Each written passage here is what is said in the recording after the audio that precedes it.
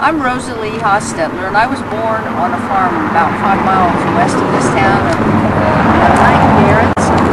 And they did not really believe in further education, but I went ahead and put myself through the University of Kansas and got a degree in design and promptly went to New York City. Well, New York City was great and a wonderful experience, but I could practice as an artist, but I missed the prairies, something terrible. So in 1968, my mother was begging me to come back to Harper and help save the dying downtown. So I received a small inheritance of $2,000, and for $1,500 I bought this historic hotel, and this was going to be the dream of my life. Well, did I have a rude awakening. The first week that I was back, the dream had ended. The police chief started attacking me. He tainted everything I did, had the town turn against me.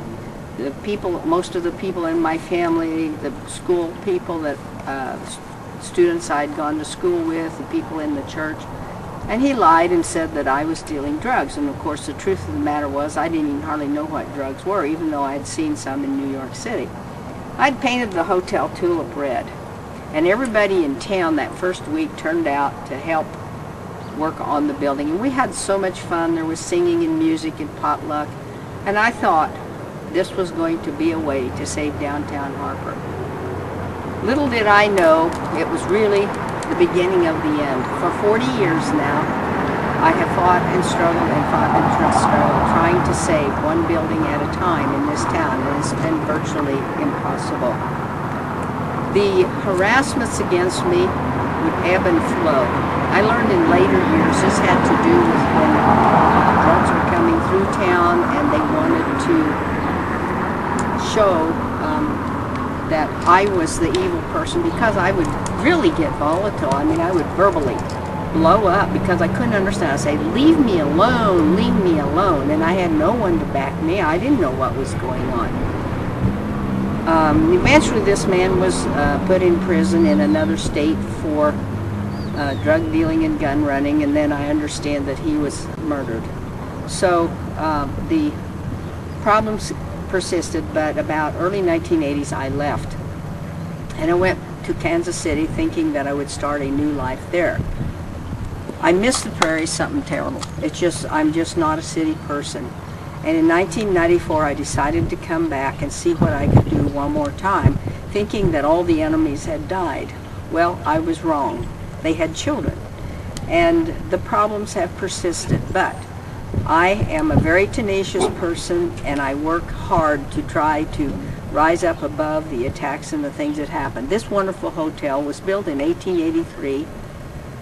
And it was the first hotel west of the Mississippi that had plastered walls. The first year there was a Jewish wedding held in this hotel by one of the people who helped settle Harper. He brought his bride in from Kentucky, and they imported a rabbi. Many Jewish people helped settle Harper in those very, very early years. In 1968, when I returned, this hotel became really well known because it was a, what y'all call it, a safe haven for all the hippies that traveled across America. They were having a hard time, but they knew that here they could find a bed, and they would find affordable rates for the beds and other people that they could communicate with, and they wouldn't be harassed. This hotel became known to the media because I stood up to so much harassments by the local people.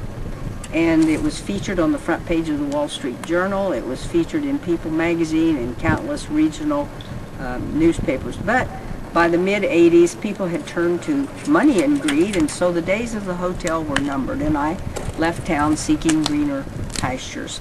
In 1994, I returned hoping that I would be able to somehow restore it. And it has really been another uphill battle. I set up a nonprofit organization, the Balmer Fund, a 501c3, to preserve the history, art, and culture of the prairies for future generations. And we now have obtained 5 of the most historic buildings in Harper, but it has not been easy. Let me show you the other buildings.